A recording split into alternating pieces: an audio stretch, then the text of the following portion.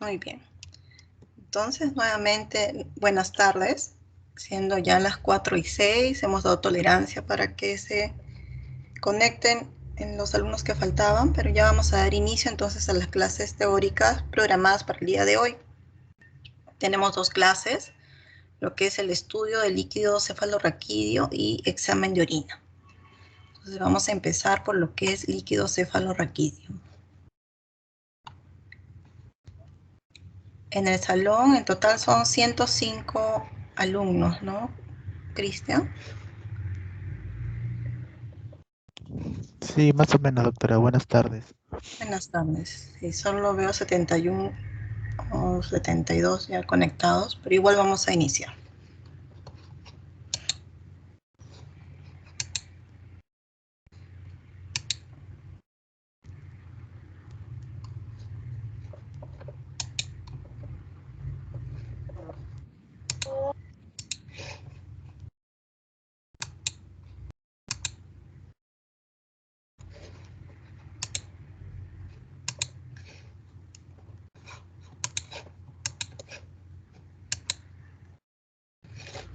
Muy bien, ¿me confirman, por favor, si se observa la diapositiva? Sí se observa, doctora.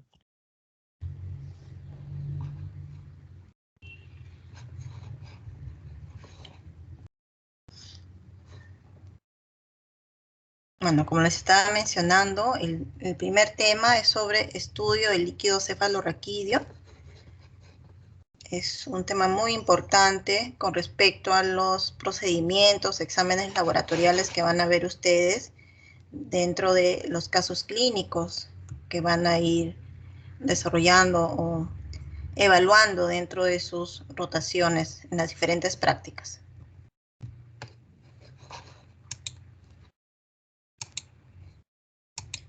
Muy bien, entonces, para empezar, mencionar que el líquido cefalorraquídeo es un fluido estéril, ¿no?, que se produce a nivel de los plexos coroideos ventriculares, ¿no? Los plexos tienen esta actividad secretora. Y este líquido va a circular a nivel del espacio subaranoideo y del sistema ventricular, ¿no?, tal como se observa acá en la figura del lado derecho.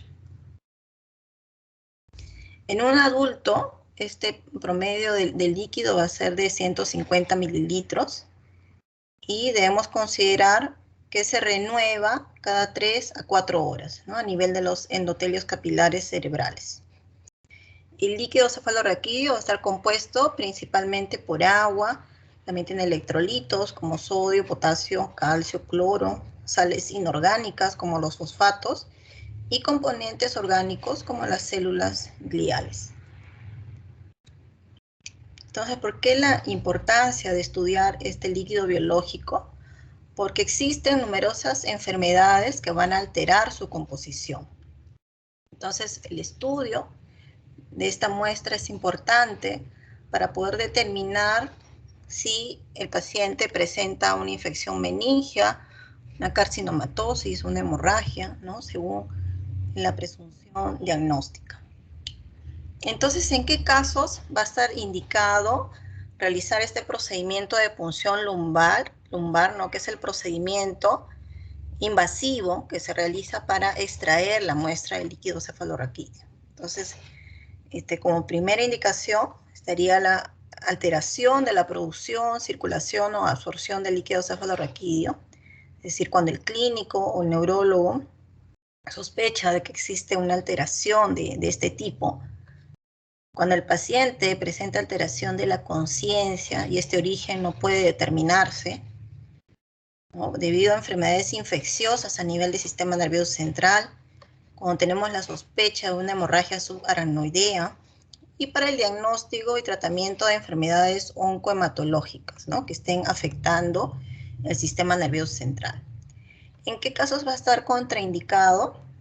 Cuando el paciente presente sepsis local, ¿no?, sobre todo en la zona por la cual vamos a ingresar para hacer la punción lumbar, ¿no? Tendríamos que esperar para realizar este procedimiento, ¿no?, porque esta infección local puede generar una infección mayor, ¿no? Si el paciente está presentando un cuadro clínico de hipertensión intracraniana, tampoco está contraindicado. si tiene un tumor a nivel de la fosa posterior, si está con agitación psicomotora, presenta trastornos de coagulación, ¿no? O deformidades en la columna, está contraindicado realizar este procedimiento porque estaríamos generando mayor daño al paciente. Ahora, ¿cómo se realiza esta técnica, ¿no? Bueno, en primer lugar, que antes de realizar la técnica, debemos tener un consentimiento informado, ¿no? Como les estaba mencionando, es un procedimiento invasivo. Entonces, tiene que firmar y autorizar en el consentimiento del mismo paciente si es que está lúcido, o de lo contrario, el familiar directo, ¿no? Que haya llevado al paciente. Entonces, para esta técnica, vamos a colocar al paciente en esta posición de cúbito lateral, ¿no? Como estamos observando acá a la derecha.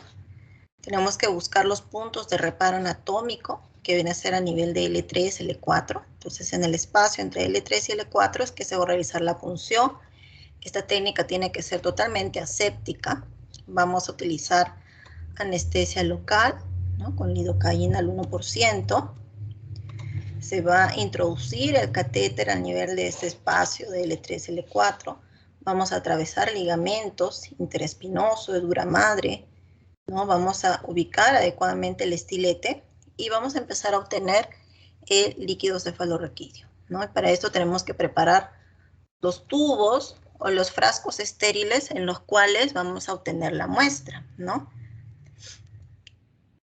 Acá hay una fotografía, ¿no? De cómo se observa de que va cayendo gota a gota esta muestra de este líquido biológico tan importante.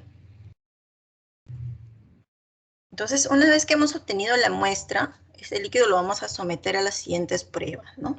Vamos a realizar un examen físico, un examen químico, un examen citológico y un examen microbiológico, ¿no? Entonces, vamos a tomar este número de muestras, ¿no?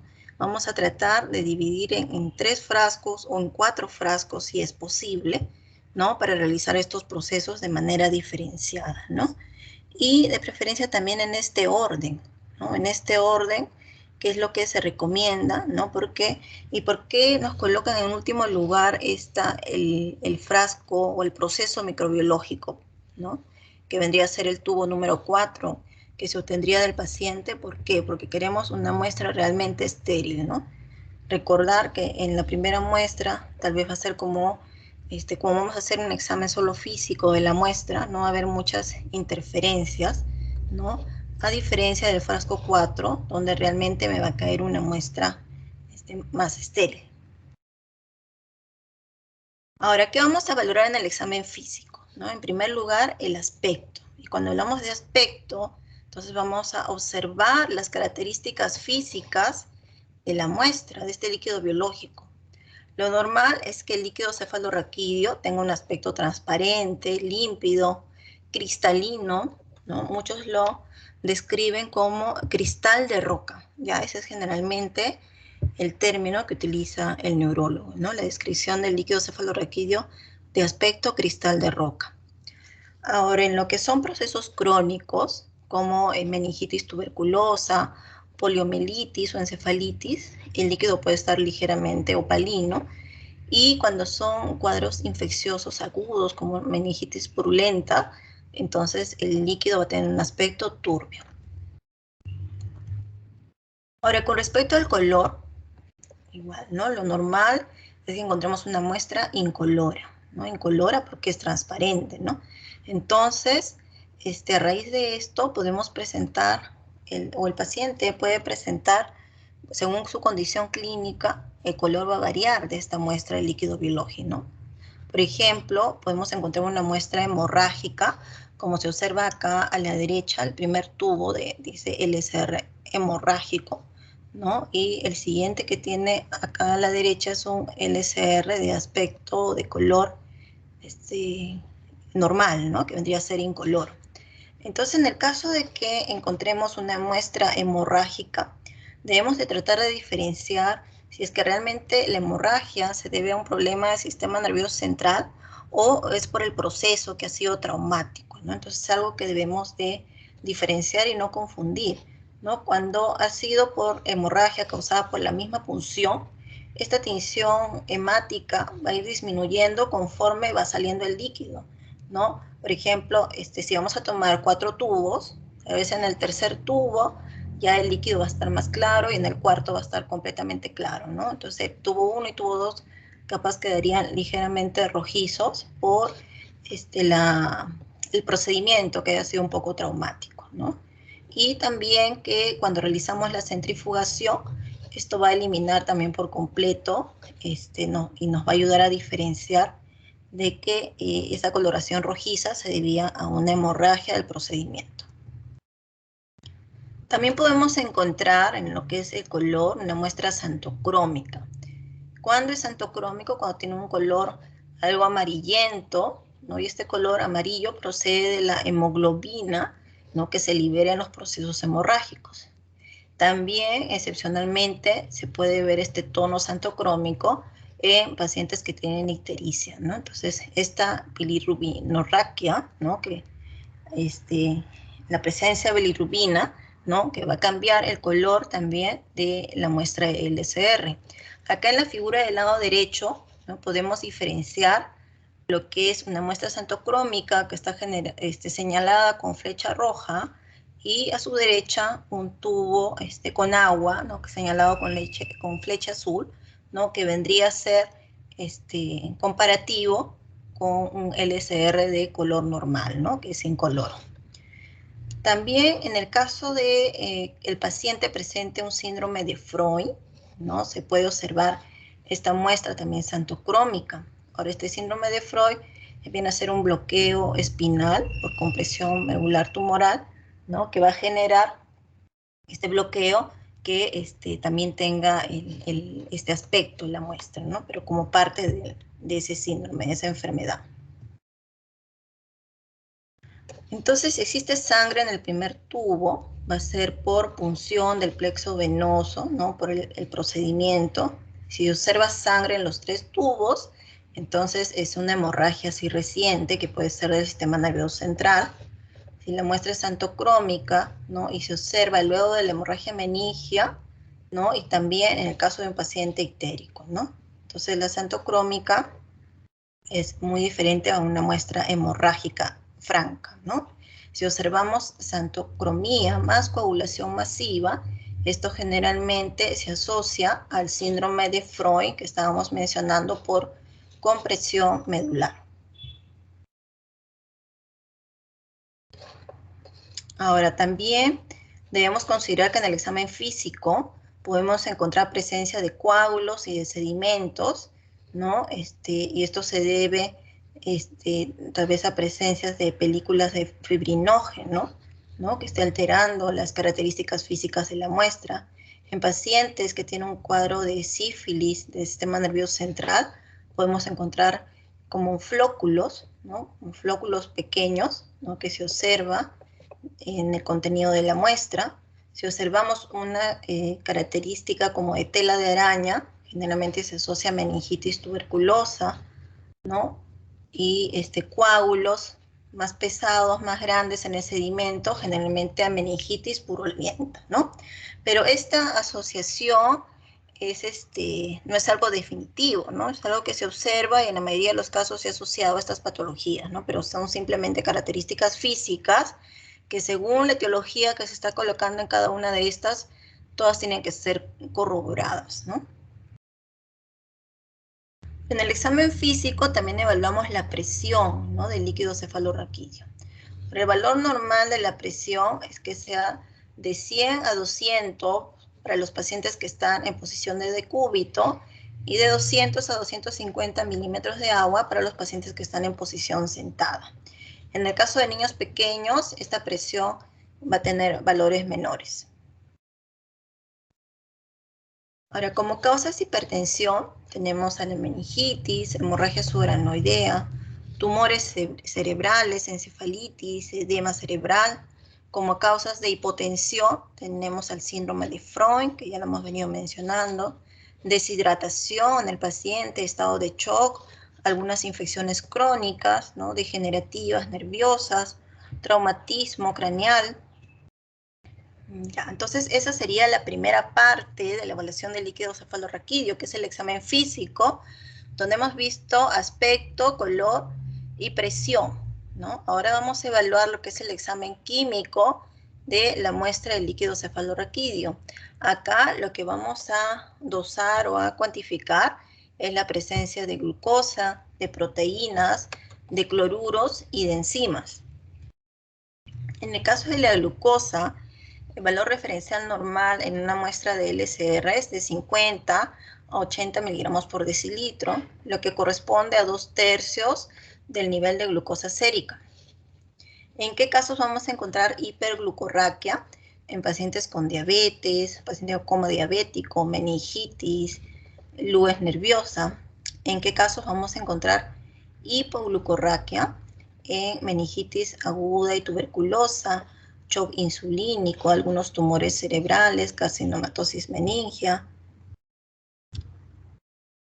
Ahora, con respecto a las proteínas, que es otro de los analitos químicos que se evalúan en este líquido biológico, el valor referencial normal es de 15 a 45 miligramos por decilitro, y acá también podemos valorar una relación de albúmina-globulina que va a estar en una proporción de 5:1.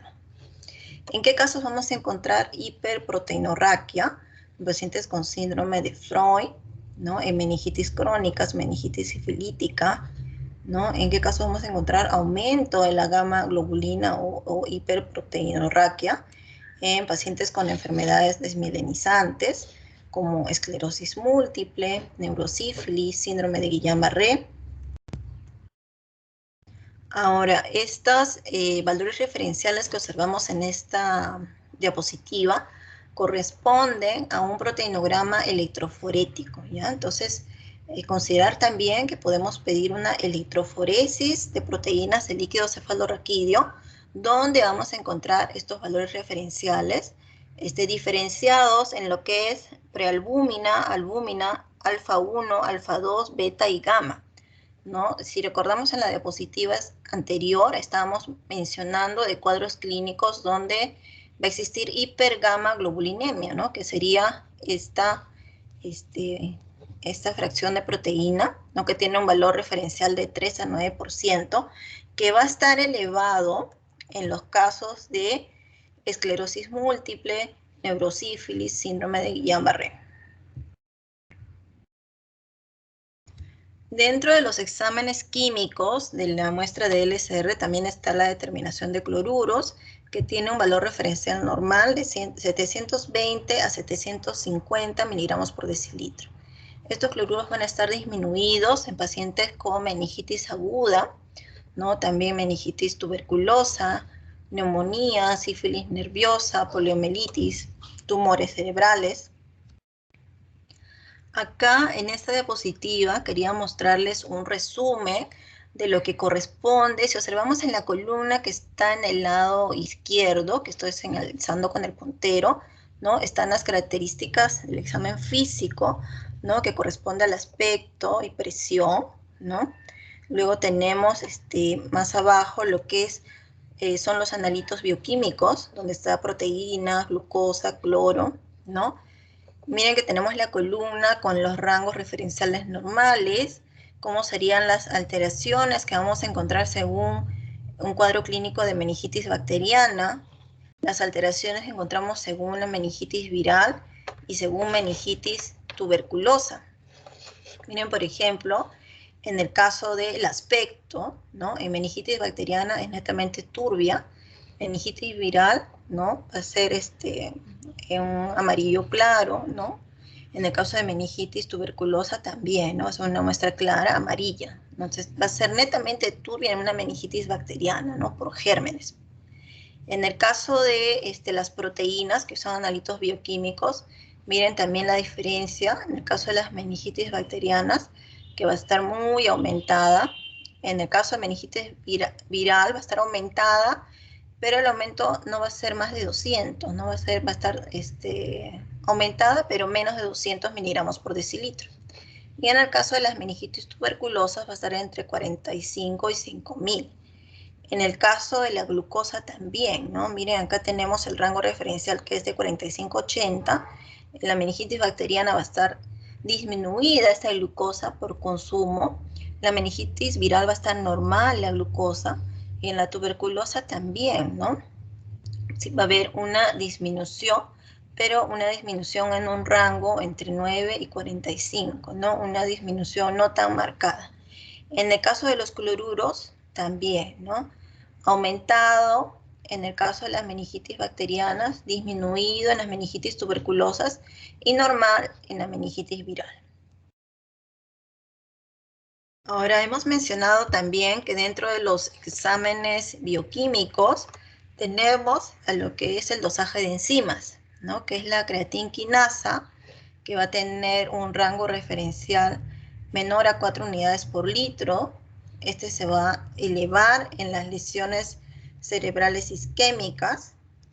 Tenemos el examen de adenosín-deaminasa, otro examen enzimático muy importante, que tiene un rango referencial menor de 0 a 0.4 unidades por litro, y este va a aumentar en los casos de meningitis tuberculosa y también en cuadros de infiltración por linfomas.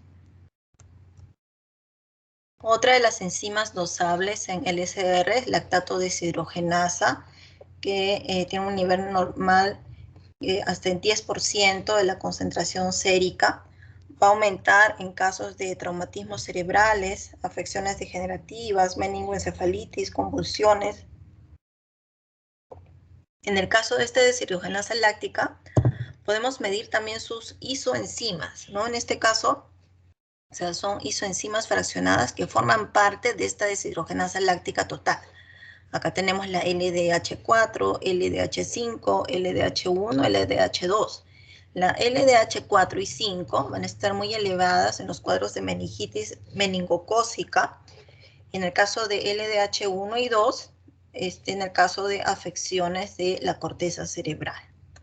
Otra de las enzimas dosables del líquido viene a ser la lisozima y va a aumentar habitualmente en cuadros de meningitis bacteriana aguda. Ahora pasamos a lo que es el examen citológico. Entonces ya vamos mencionando el examen físico, el examen químico y ahora pasamos al examen citológico. En el examen citológico lo que vamos a valorar es el recuento celular y diferencial, ¿no? Entonces vamos a evaluar si hay presencia de leucocitos, de hematíes.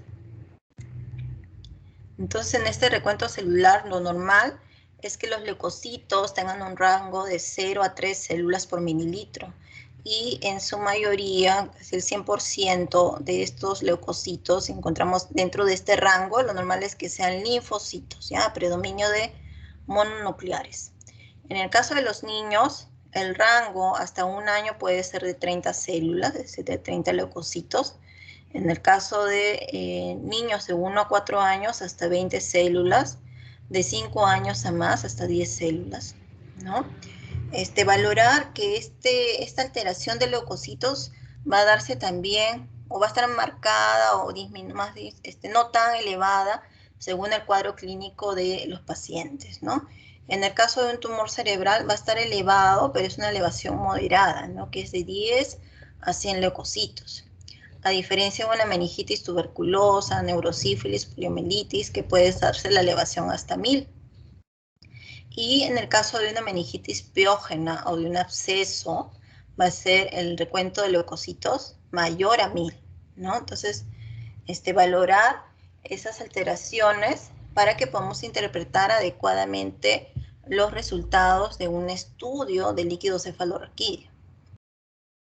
En el caso del recuento diferencial, que es donde informamos ese predominio de polimorfonucleares, mononucleares, ¿no? Les mencioné que lo normal es que si estamos manejando rangos normales, que todo sea predominio de linfocitos. En el caso de meningitis purulentas, que es por un cuadro agudo, va a haber un predominio de neutrófilos segmentados, ¿no? En el periodo agudo, ¿no? Entonces en las fases iniciales vamos a encontrar neutrofilia y luego ya presencia de algunos linfocitos pequeños. En el caso de que encontremos en este recuento diferencial aumento de estos polimorfonucleares, ¿no? Como los neutrófilos, nos va a sugerir una enfermedad infecciosa bacteriana. Pero en el caso que el predominio sea de células mononucleares, como linfocitos, entonces esto nos sugiere que se trata de una infección o enfermedad de tipo viral, fúngica o inmunológica. ¿Ya? Entonces, también con el recuento diferencial podemos ir direccionando, interpretando de qué patología se trata, ¿no? Si hay predominio de polimorfonucleares, entonces enfermedad infecciosa, ¿no? Del sistema nervioso central. Si hay predominio de mononucleares, entonces se trata de una enfermedad vírica, una enfermedad fúngica o una inmunológica.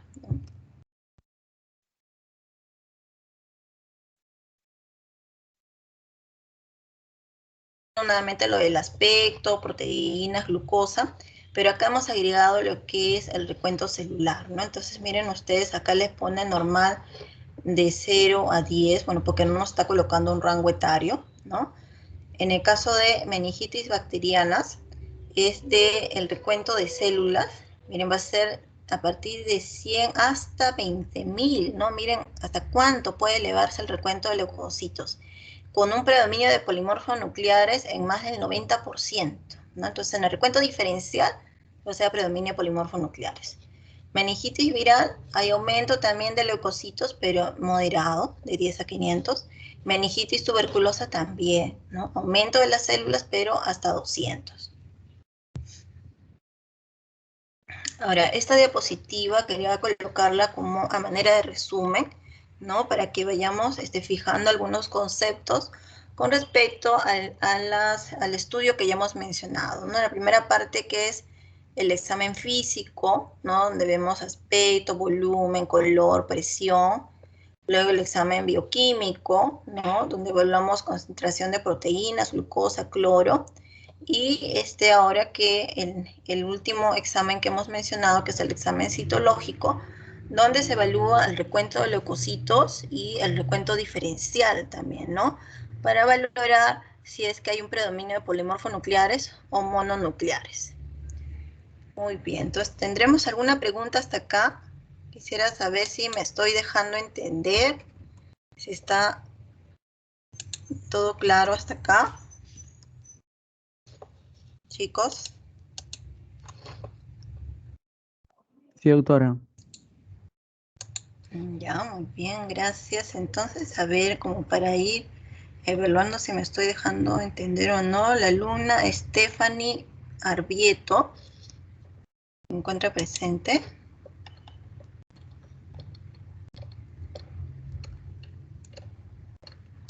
Stephanie Arbieto.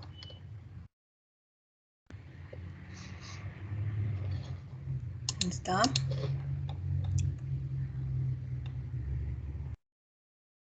Brian Ramírez.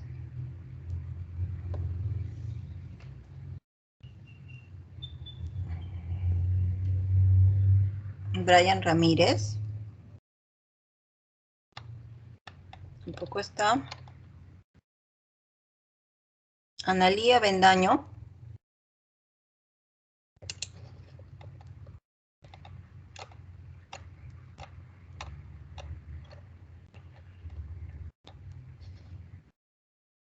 Analí Avendaño.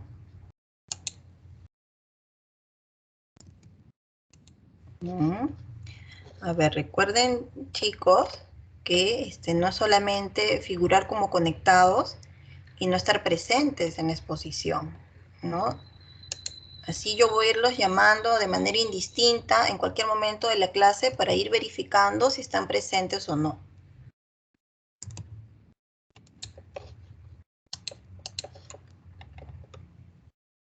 Diego Becerra.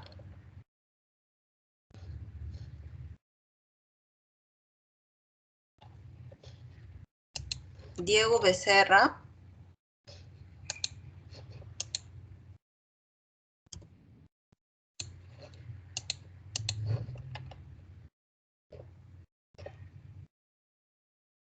Carlos González.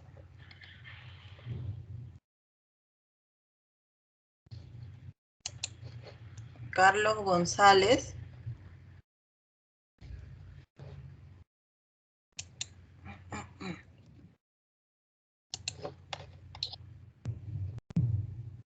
Doctora, ¿me escucha? Sí, Carlos, buenas tardes. Presente, doctor, pensé que no me escuchaba. Dígame. Sí, estaba preguntando con respecto a esta primera parte que ya hemos desarrollado de la exposición de LCR, que es la evaluación de la muestra, donde hemos mencionado cómo dividimos el examen del líquido cefalorraquídeo. ¿Nos podrías mencionar cuáles son las 4 partes que hemos mencionado, que hemos explicado hasta ahorita?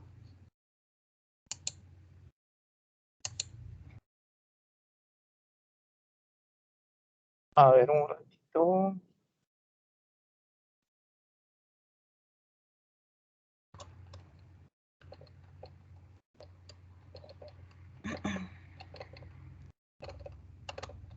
Doctora, ¿se refiere a qué es lo que encontramos? O sea, ¿qué es lo que vamos a verificar en el examen de cefalorraquídeo? ¿Cómo es el aspecto, la proteína, la glucosa?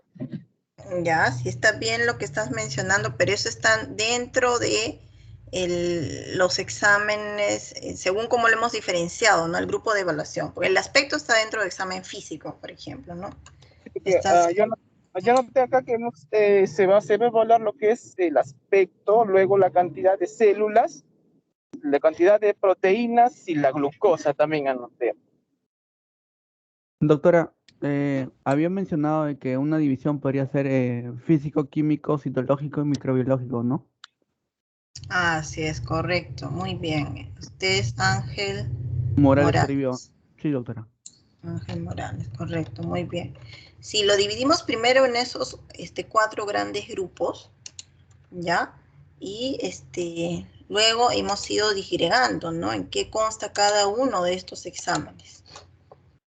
¿Ya? Hasta el momento ya hemos mencionado examen físico, químico y citológico. Estamos por ingresar al microbiológico.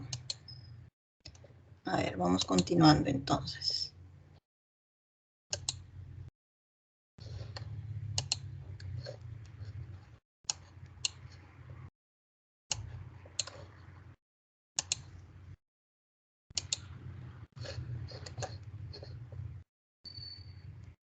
¿Me confirman si se observa? Sí se ve, doctora. Ya, gracias. Ya, entonces ahora pasamos al cuarto grupo de estos exámenes, que es el examen microbiológico o bacteriológico, ¿no? Donde principalmente lo que vamos a realizar es tinción Gram y cultivo, ¿no? Entonces acá tenemos dentro de las tinciones la principal, la tinción Gram, que también se puede realizar tinción Bagó, Sil-Nielsen, examen de KOH. Tenemos a los cultivos bacterianos, otros exámenes complementarios bacteriológicos donde está el test de látex, de coagulación, el test de Limulus, ¿no? Entonces es importante para estos exámenes bacteriológicos la calidad de la muestra, ¿no? Y acá nos ponen considerar las reglas de oro para su obtención, ¿no? Lo que quiere decir que tiene que ser de la manera más aséptica, ¿no? Porque comprenderán que es un cultivo. Esta es una muestra que obtenemos de un procedimiento invasivo, ¿no? Al cual no podemos someter nuevamente al paciente a un nuevo procedimiento si es que, digo, la muestra se contaminó. No, porque es un procedimiento invasivo, con consentimiento informado. Entonces tiene que seguirse todo el procedimiento como corresponde para dar la mayor esterilidad posible y que nos crezca en los cultivos lo que realmente tiene el paciente en el sistema nervioso central, ¿no?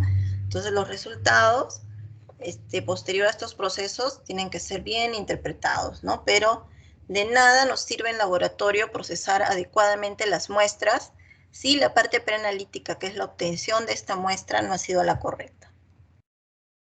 Entonces, ¿qué vamos a evaluar en la tinción Gram? Lo que es la morfología de la bacteria y el tipo de bacteria. Yo voy a poder diferenciarla en Gram positiva, Gram negativa, ¿no? Es una prueba sensible y específica, la coloración Gram, pero tiene algunos límites. En el caso de la tinción Bagó, nos permite también informarnos de la morfología de la bacteria. Ahora, en lo que es el cultivo, utilizando medios de cultivo adecuados, selectivos, vamos a poder recuperar la bacteria de la meningitis bacteriana, según la etiología que estemos sospechando, ¿no? Pero para esto tenemos que utilizar medios de cultivo adecuados. El test de látex y de coaglutinación nos ayuda a detectar la presencia de antígenos bacterianos en la muestra de LCR.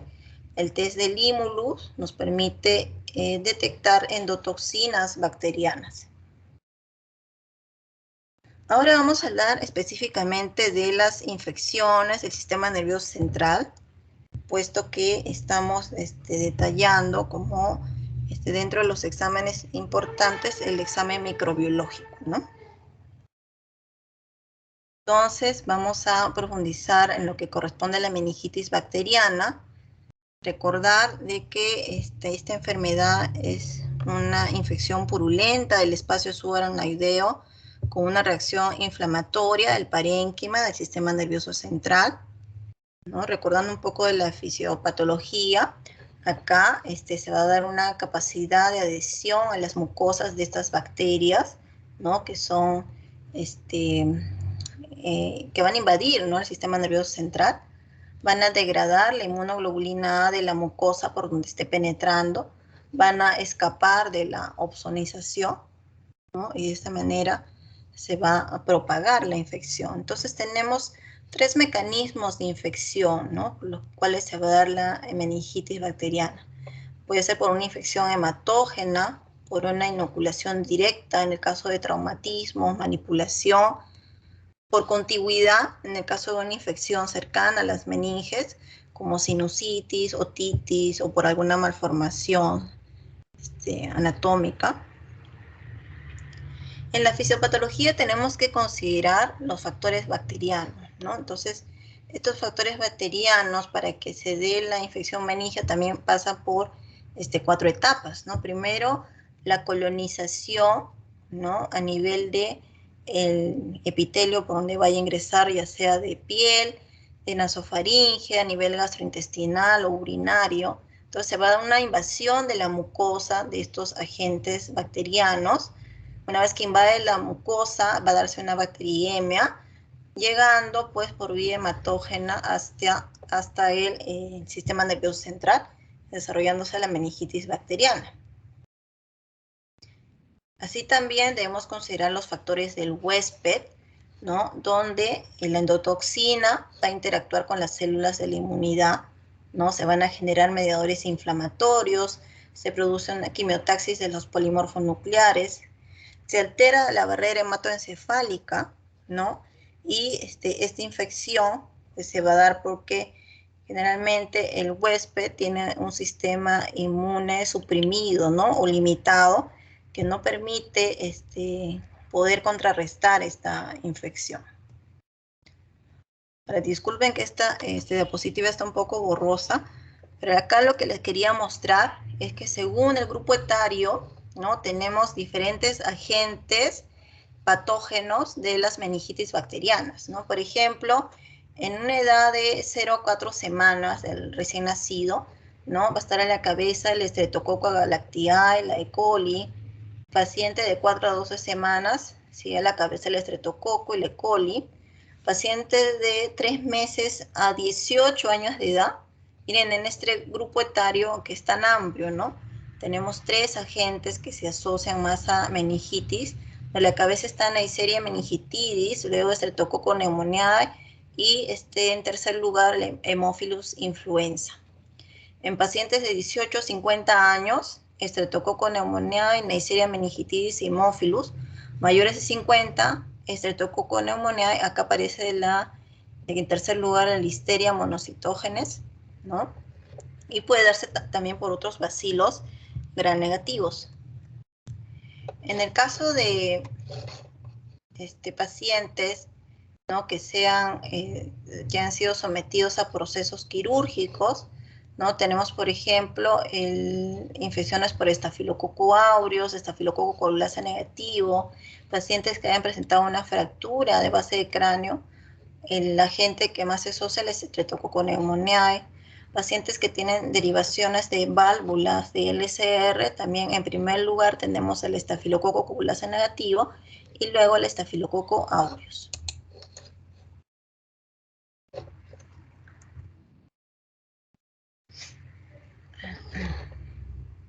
Ahora, en el caso de la patogenia ya la hemos mencionado.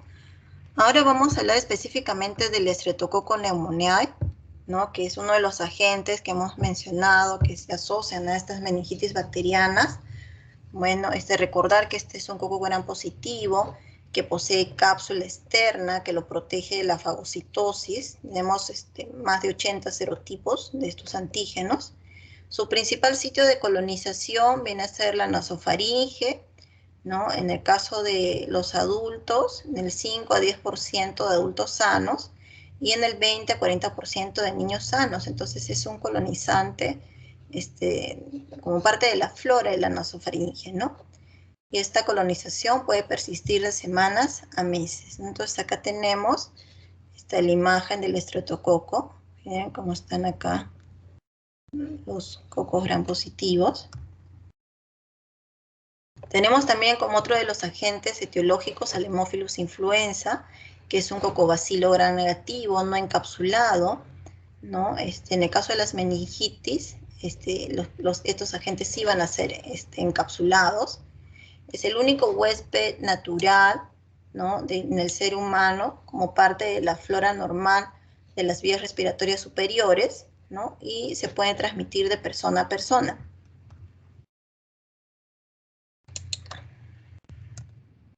Tenemos una imagen del gram de cocobacilos gram negativos. Otro de los agentes es el Streptococcus galactiae, que es un coco gram positivo. Es un germen habitual del tracto gastrointestinal bajo y del tracto genital femenino. Es por eso que forma parte del agente causal más común de meningitis neonatal, ¿no? Como forma parte de la flora del tracto genital femenino, va a ser causante entonces de meningitis neonatal, ¿no? Streptococcus galactiae. Acá tenemos su imagen, ¿no? Del coco gram positivo. Como otro de los agentes tenemos a la Neisseria meningitidis, es un coco gram negativo encapsulado, generalmente va a presentarse en pares, entonces son diplococos, ¿no? Comúnmente lo encontramos en nasofaringe de individuos sanos y se asocia a epidemias, ¿no? Acá tenemos, aunque este gram no tiene un acercamiento no está tan maximizado, pero miren ustedes, acá estoy señalando con el puntero. Por ejemplo, acá tenemos diplococos gram negativos. Acá también, miren. Lo que más se ve son abundantes leucocitos, ¿no? Neutrófilos, polimorfonucleares. Pero miren que entre ellos están los diplococos, bien pequeñitos, diplococos gram negativos. Otro de los agentes es la Listeria monocytogenes, es un bacilo gram positivo.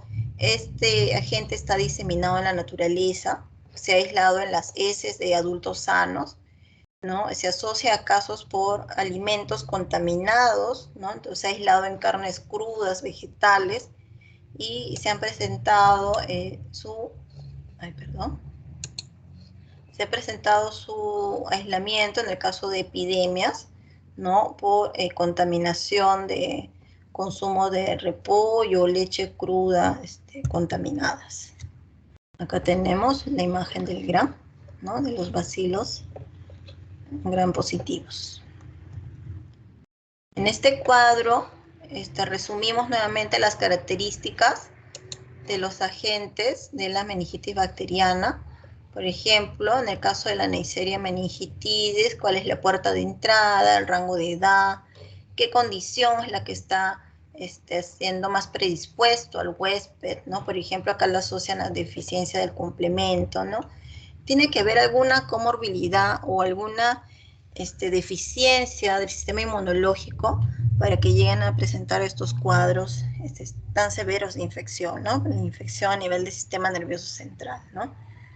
Entonces, acá tenemos, por ejemplo, por el Streptococcus pneumoniae, que la puerta de entrada es nasofaringe o directamente a través de una fractura.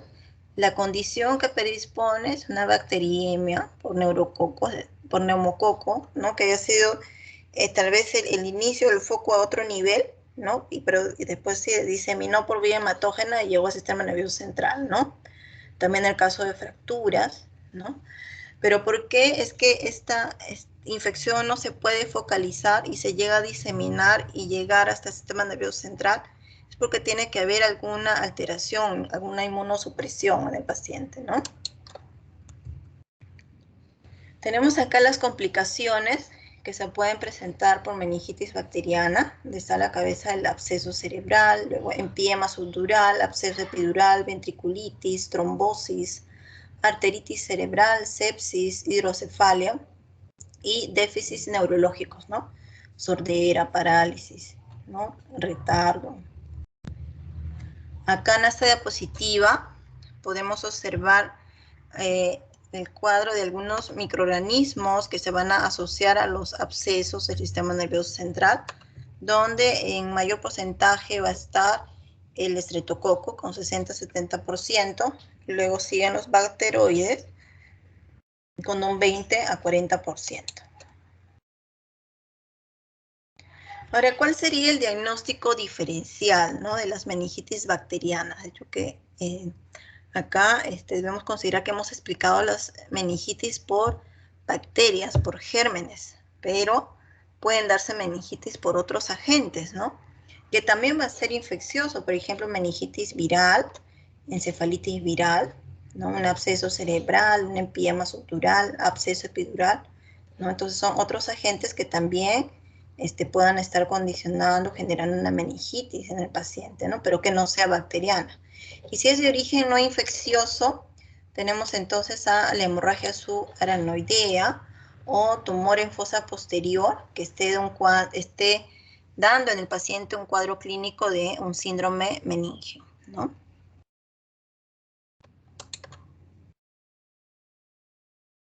En el caso de estas meningitis asépticas, ¿no? El aspecto del líquido pues, va a ser un líquido claro, ¿no? Y la etiología va a ser variable, ¿no? Puede ser por virus, ¿no? Como los enterovirus, herpesvirus, por HIV. Y dentro de las causas no virales, tenemos también a las meningitis bacterianas, pero que ya hayan sido parcialmente tratadas, ¿no? Que estén ya en evolución de recuperación, tal vez. Meningitis por tuberculosis, por sífilis, por hongos, por amebas, ¿no? Tenemos diferentes agentes que también pueden generar meningitis, ¿no? Además de las bacterianas. Bueno, y eso sería todo con respecto a esta primera parte de la clase, que era el estudio del líquido cefalorraquídeo, ¿no? Entonces ya, no sé, ¿tenemos alguna pregunta hasta acá para poder continuar con la siguiente clase teórica?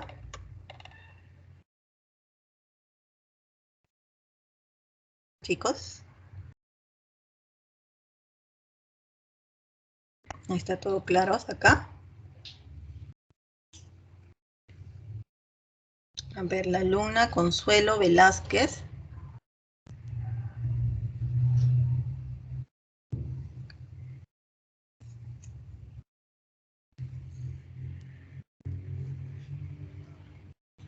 No se encuentra.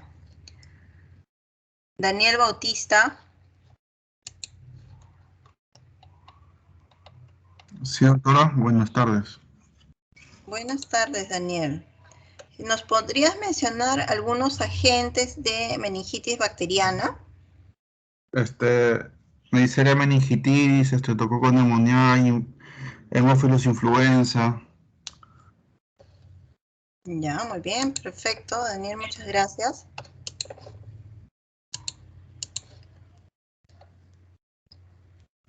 Eileen Hilario, alumna Eileen Hilario.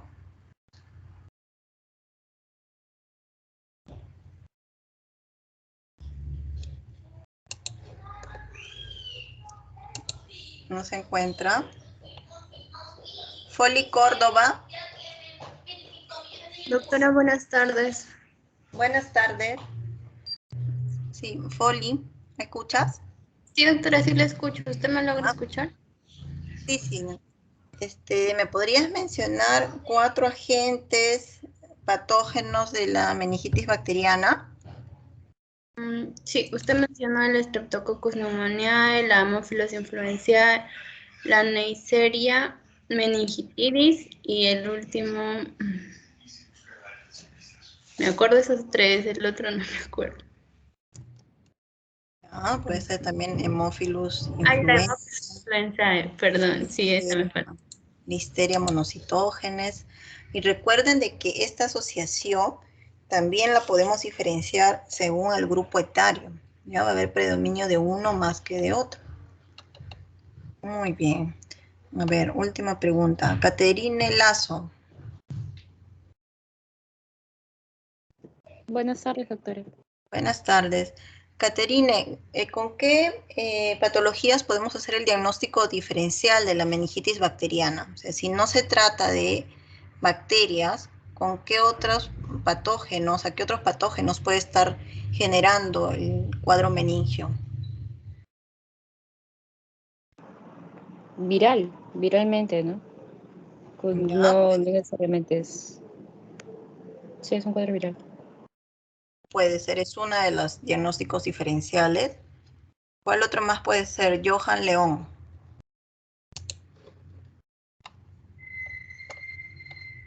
Johan León.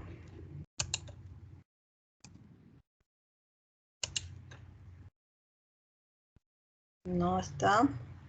Juan Mamani.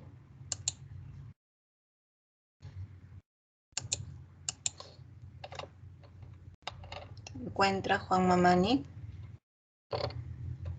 No está conectado.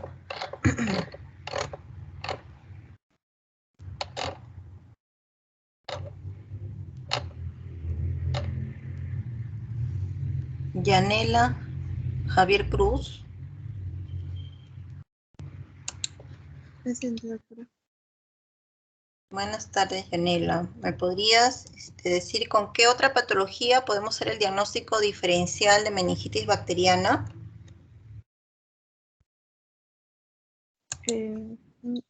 Hematogenia, doctora. Los mecanismos. No te escuché bien, disculpa. Los mecanismos de infección, doctora, de la hematogenia. Creo que me estás mencionando el mecanismo. A ver, Carlos González.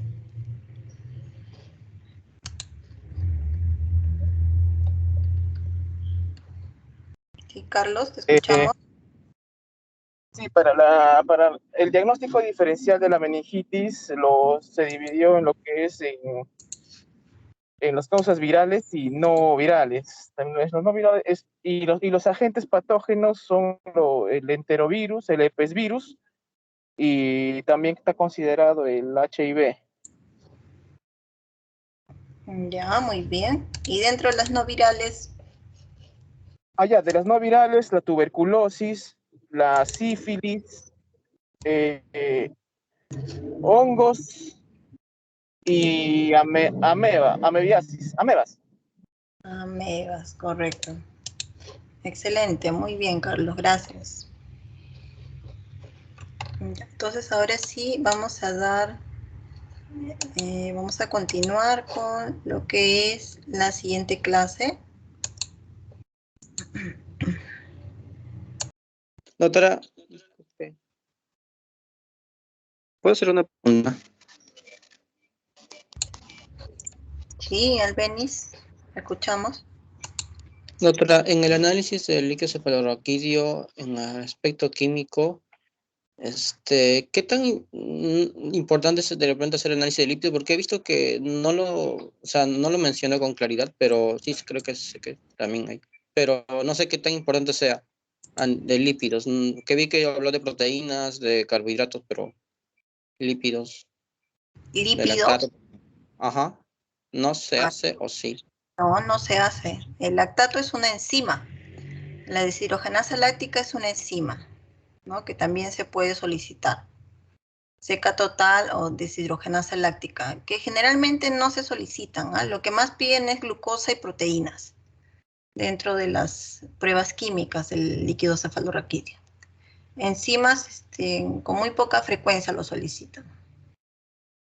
Como verás en los cuadros que les he compartido, en los cuadros comparativos según los tipos de meningitis bacteriana, viral, tuberculosa, más nos comparan con los rangos de glucosa y proteínas, ¿no? No nos ponen enzimas. Pero también era importante que conozcan que también lo podrían solicitar. Ok, doctora. Ya, gracias. ¿Cuál es su apellido? Campuzano, doctora. Albeniz Campuzano. Campuzano apellido. Ya, gracias. Ya, ahora sí continuamos entonces con la siguiente teoría.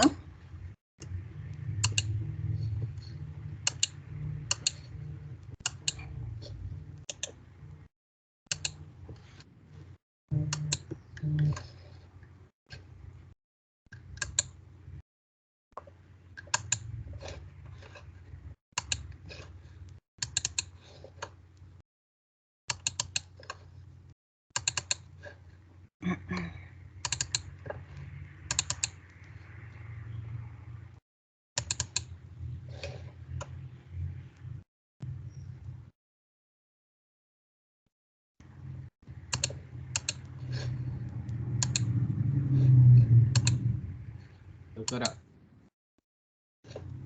Sí, buenas tardes. Sí, dígame, le escucho. Quería mencionar algo sobre el tema de liqueocefalorraquídeo. Te No escuchamos. No lo tengo muy claro, pero creo que no lo mencionó. Sobre las técnicas de detección de interferón gamma en liqueocefalorraquídeo por bacilio no por tuberculosis, Mycobacterium tuberculosis. Generalmente esto se aplica en el plasma, si dice la literatura, pero también puedes utilizarla en liqueocefalorraquídeo.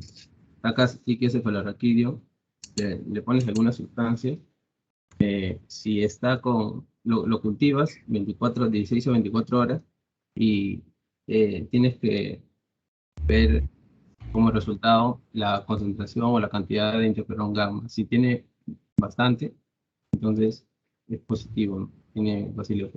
Y si no, bueno, no. Voy a explicar sobre ese tema un poco, porque no lo tengo muy claro. Ya, Gustavo. Bueno, esta es una prueba especial, como estás mencionando, para las meningitis tuberculosas, ¿no? Que no ha sido tema de hoy día porque hemos explicado las meningitis bacterianas, ¿no? Yo he mencionado como diagnóstico de diferencial las otras meningitis que también se puede presentar, pero de manera disgregada y específica ha sido el estudio de las meningitis bacterianas, ¿no?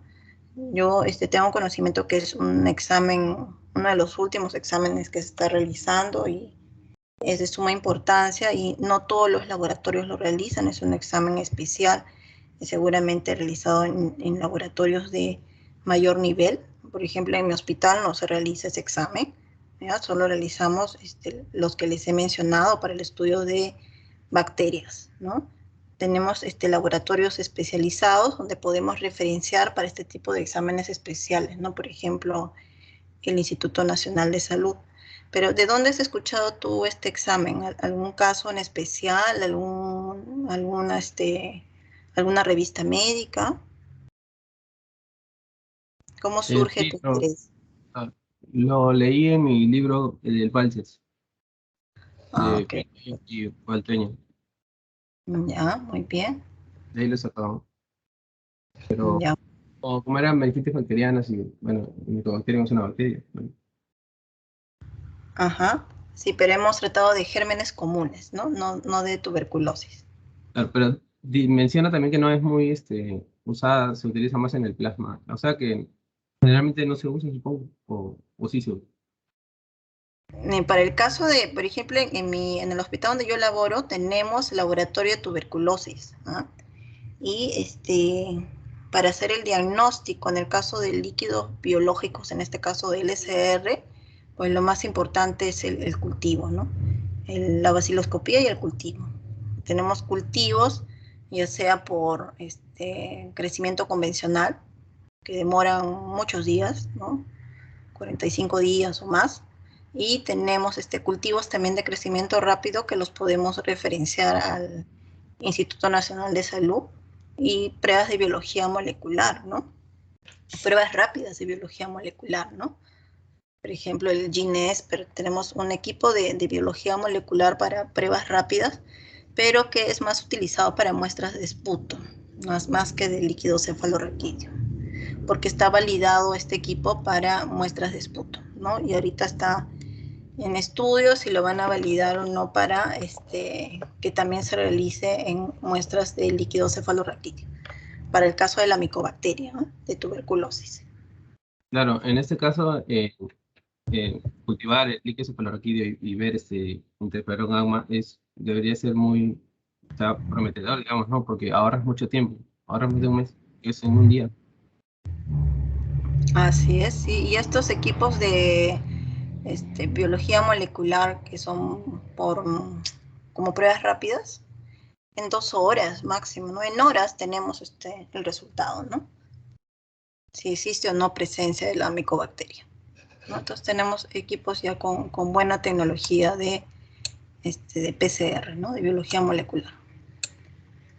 Ya, gracias. Gracias. Entonces voy a compartir un segundito, o ya estoy compartiendo, creo. Sí, ¿no? Observen la diapositiva. Sí, doctora. Ya, gracias. Sí, doctora.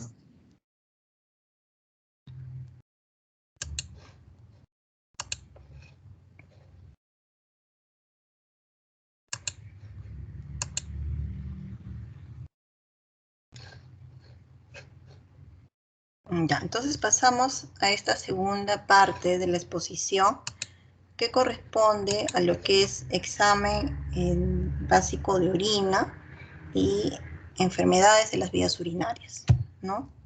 Entonces acá vamos a tocar algunos conceptos que ya hemos venido desarrollando con algunos grupos con respecto a las prácticas, ¿no? Donde una de las prácticas es sobre el examen de orina.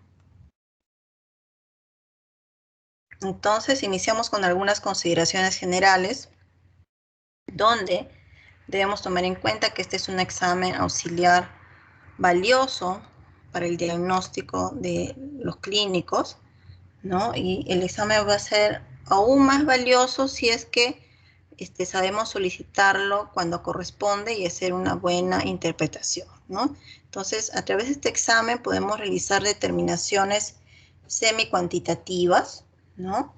Cuando hacemos un examen en una muestra de orina simple, va a ser semi-cuantitativo, a diferencia de que si hacemos un examen con mayor volumen urinario, donde sí podemos realizar exámenes cuantitativos exactos, ¿no? Es importante la recolección total de la muestra, que el paciente no esté ingiriendo ningún tipo de droga que pueda interferir con las determinaciones. Ahora, algunos conceptos con respecto a la fisiología. Bueno, recordar que dentro de las funciones del riñón está lo que es depurar el medio interno, ¿no? Poder eliminar estructuras extrañas del organismo, ayudar a regular el metabolismo ácido básico, ¿no? Tiene también función endocrina, ¿no? Como la producción de renina, eritropoyetina, calcitriol. Localmente también puede producir algunas prostaglandinas, calicreínas, hormonas tensodepresoras. Tiene una función de ultrafiltración del plasma, ¿no? A nivel de los glomérulos. Se da una reabsorción a nivel de los túbulos, ¿no? De moléculas hidrosolubles, como lo que es el agua, electrolitos como sodio, fósforo, potasio, otros analitos como glucosa, bicarbonato. Se da una secreción a nivel de los túbulos de iones y de otras moléculas, como lo que es potasio y ácido úrico, y la síntesis pues, de las hormonas que ya hemos mencionado, ¿no? Entonces acá tenemos la imagen de lo que es el esquema de el glomérulo con sus diferentes estructuras de los túbulos, ¿no? Para que recordemos de que a nivel de glomérulo se da el filtrado isotónico, ¿no? Y luego se va alterando la composición, ¿no? A nivel de las diferentes estructuras del túbulo hasta emitir pues una orina concentrada. Pero es muy importante para estos exámenes la recolección adecuada de las muestras de orina, ¿no? Para esto, el paciente tiene que seguir ciertas indicaciones, ¿no?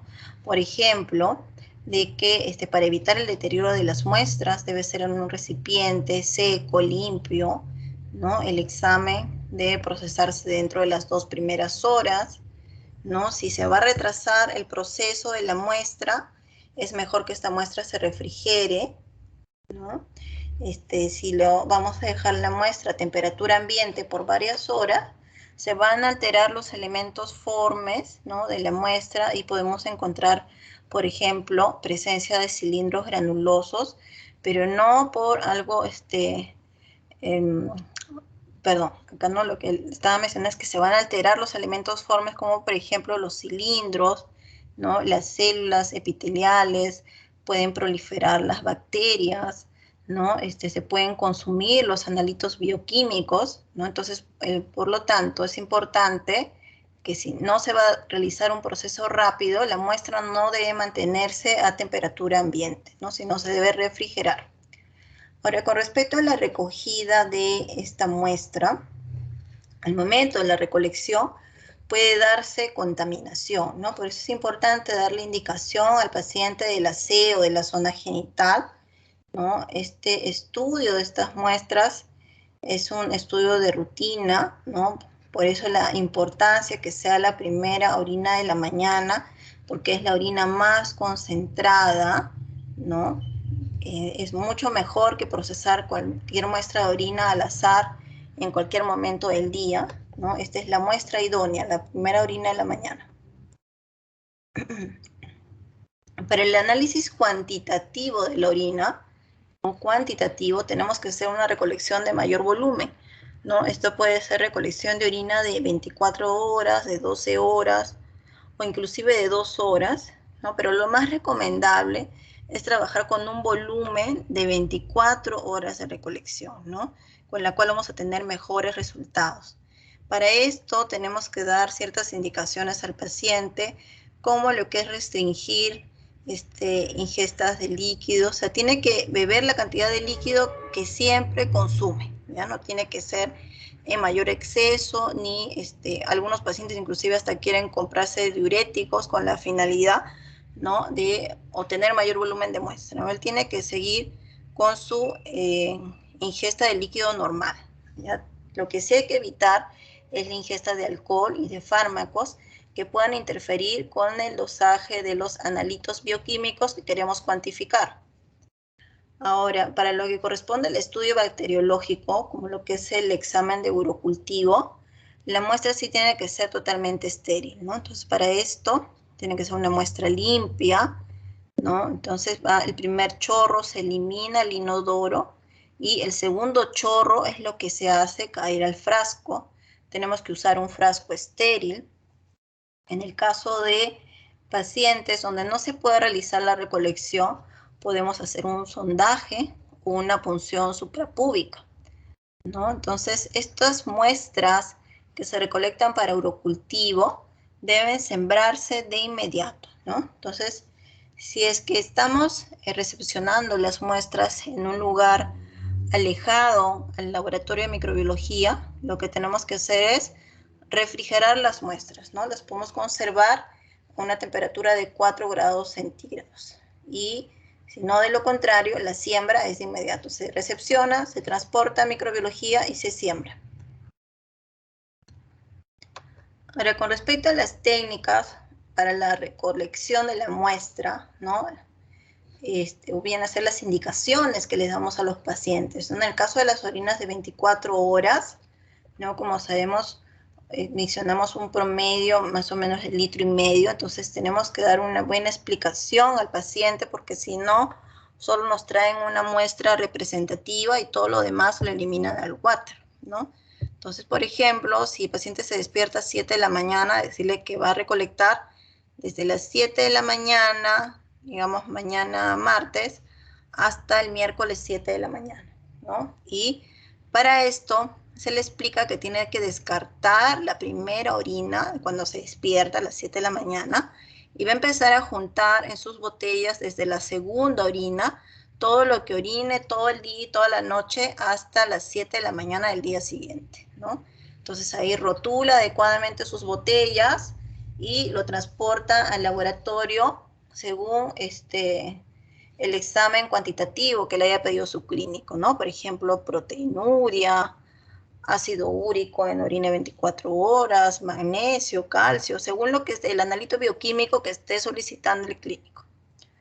Ahora, para el caso de la recolección de las muestras para orina completa o para urocultivo, seguimos estos pasos, ¿no? Primero, que debe lavarse las manos con agua y jabón, preparar los frascos, tenerlos cercano, limpiar la zona de genitales, no recoger los primeros mililitros porque se elimina el water, recolectar en el frasquito el chorro medio o segundo chorro en un volumen de 30 a 100 mililitros. ¿No? Se cierra el frasquito y se transporta inmediatamente al laboratorio. ¿Cuándo vamos a realizar un sondaje uretral? En el caso de pacientes que no puedan efectuar la micción, ¿no? En casos especiales. Inclusive podemos realizar técnicas invasivas como la aspiración suprapúbica, ¿no? Donde se aspira con una jeringa, ¿no? Por encima de la sínfisis de pubis. Esta muestra es de mucha utilidad este procedimiento para poder recolectar urocultivo, muestra de orina para aislamiento de anaerobios, por ejemplo, ¿no? O en el caso de lactantes, ¿no? Que sea difícil también la recolección. Vamos a realizar también un examen citológico, se puede realizar un examen citológico de estas muestras de orina, también de preferencia de la primera orina de la mañana.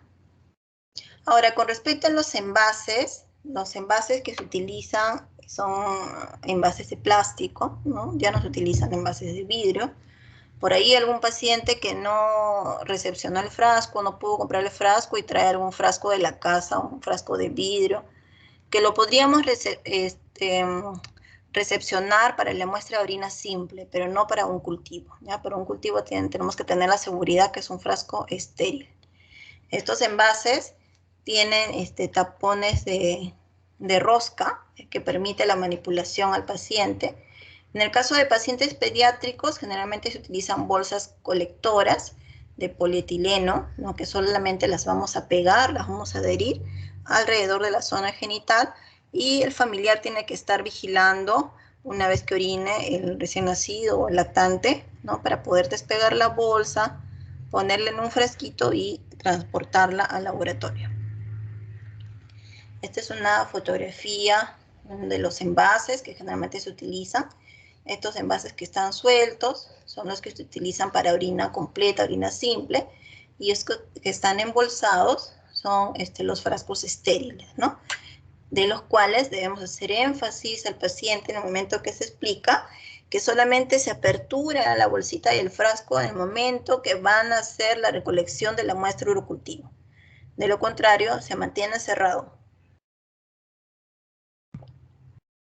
Y esto, ¿por qué les digo, no? Porque hemos tenido casos de pacientes que recepcionan el frasco en laboratorio y desde que lo recepcionan ya lo sacan de la bolsita y ya le están poniendo el nombre y por ahí que hasta lo destaparon para ver cómo es por dentro y ya contaminaron el frasco, ¿no? Entonces ya va a crecer cualquier contaminante ambiental menos lo que tiene el paciente. Ahora, con respecto al examen básico de orina, bueno, en esta diapositiva tratamos de resumir cuáles son todos los procedimientos que realizamos, ¿no? Que es el volumen que se puede reportar en el caso de que estuviéramos haciendo medición de orina de 24 horas, que los frascos tienen que estar bien etiquetados y rotulados, que vamos a evaluar características físicas, vamos a evaluar analitos bioquímicos, ya sea por tiras reactivas o en equipos automatizados si queremos hacer algo cuantificado. Y también vamos a hacer un examen microscópico donde se va a evaluar el sedimento de la muestra. Ahora, con respecto a los criterios de aceptabilidad de la muestra, ¿no? Que es la parte más importante de este proceso de muestras de orina, ¿no? Que es toda la parte preanalítica. Si no, no se debe recibir la muestra y no sigue el siguiente paso, que es el proceso analítico, porque tiene que cumplir los criterios de aceptabilidad, ¿no? Tiene que estar la muestra correctamente etiquetada, tiene que ser la muestra apropiada para el examen, ¿no? No, si me están pidiendo un examen de orina de 24 horas, pongamos proteinuria, no le voy a recibir la muestra en un vasito, ¿no?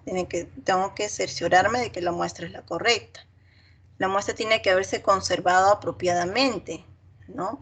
No tiene que tener signos de contaminación. Tenemos algunos pacientes que quieren entregar muestras de orina con restos de papel higiénico dentro del contenido de la muestra, ¿no? O muestras que han sido derramadas, ¿no? O supongamos de que le estoy aceptando la muestra en laboratorio a las 8 de la mañana, que recién le entrega al paciente, y resulta que la recolectó a las 4 de la mañana, ¿no? Ya pasó más de 2 horas y no la ha tenido refrigerada, ¿no? Entonces tenemos que cerciorarnos también de la conservación de la muestra, ¿no? O sí, detectar si hubo un retraso en el transporte de esta muestra hacia el laboratorio. Entonces, como estábamos mencionando, vamos a realizar diferentes exámenes en esta muestra de orina, empezando por lo que es examen físico, examen bioquímico y luego el microscópico, ¿no? En el examen físico vamos a evaluar estas características físicas, ¿no? O macroscópicas, ¿no? El volumen, que lo vamos a registrar en el caso de los exámenes especiales de orina 24 horas, ¿no? Para un examen de orina simple no voy a registrar la medición del volumen, ¿no? La densidad, ¿sí? La densidad, que es otro de los componentes del examen físico, el color, aspecto, olor, ¿no? Podríamos considerar también el olor, aunque a la fecha en los formatos de resultados de orina ya no se reporta. Para con respecto al volumen de la muestra, esta va a variar con el tamaño corporal del paciente, ¿no? Y con la ingesta de líquidos, si ha estado en una condición de diaforesis, su dieta, el clima, o sea, muchos factores que pueden hacer interferencia. En el caso del adulto normal, el volumen de su rango referencial normal de diuresis es de 1.200 a 1.500 mililitros en 24 horas. En niños, el volumen es mayor, ¿no? Puede ser hasta 3, 4 veces mayor que el adulto. Entonces va a tener un rango entre 600 a 2.500 mililitros en 24 horas. Considerar casos de anuria cuando es menos de 50, oliguria cuando es menos de 500, poliuria. Otro de los analitos dentro de la evaluación física, además del volumen, es la densidad, ¿no? La densidad que va a tener un rango referencial entre 1015 y 1025 gramos por mililitro, ¿no? Podemos tener casos de orina hipostenúrica, isostenúrica. Recordar que son aquellos analitos sólidos, ¿no? Que dan esta concentración, ¿no? Ayudan en la concentración de la densidad, como por ejemplo la presencia de urea, de cloro, de sodio, ¿no? Pero también tiene que ver con el estado de hidratación del paciente, ¿no? Ahora, el método para evaluar esta densidad puede ser por refractometría, hidrometría, ¿no? Usando los densitómetros. A la fecha, la densidad la estamos midiendo con el ayudo de las tiras reactivas bioquímicas, ¿no? Estas tiras tienen diferentes cojinetes que nos permiten evaluar los analitos bioquímicos presentes en la muestra de orina, pero a su vez también permite evaluar la densidad, ¿ya? Podemos encontrar interferencias en el caso de sustancias de contraste o fármacos, ¿no? Que interfieren en la medición de la densidad. También se puede medir la osmolaridad, ¿no? Esta va a tener un rango entre 500 y 800 milosmoles por kilo, ¿no? Y esta osmolaridad va a estar alterada según el estado de hidratación del paciente, ¿no? Por ejemplo, ¿no? Acá tenemos algunas causas de niveles aumentados o niveles disminuidos de esta osmolaridad.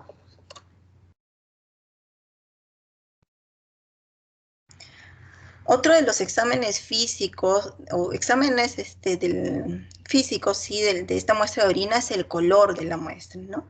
Lo normal es que encontremos una muestra de color amarillo, color ámbar, ¿no? Por la presencia de los urocromos, ¿no? Pero podemos encontrar diferentes tonalidades de coloración, ¿no? Podemos encontrar muestras naranjas, rojizas, verdosas, ¿no?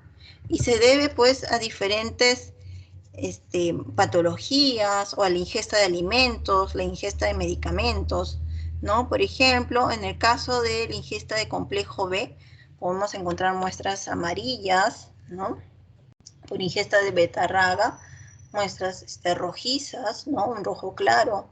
Por uso de antisépticos como el piridium, por ejemplo, que esto es muy frecuente, que el paciente se automedique con piridium, podemos encontrar muestras de tonalidad naranja. Por urobilina, muestras pardas oscuras. Por pigmentos biliares, castaño rojizo, verduzco, ¿no? Entonces, así, diferentes tonalidades, según la patología que tiene el paciente o según la ingesta de alimentos, medicamentos.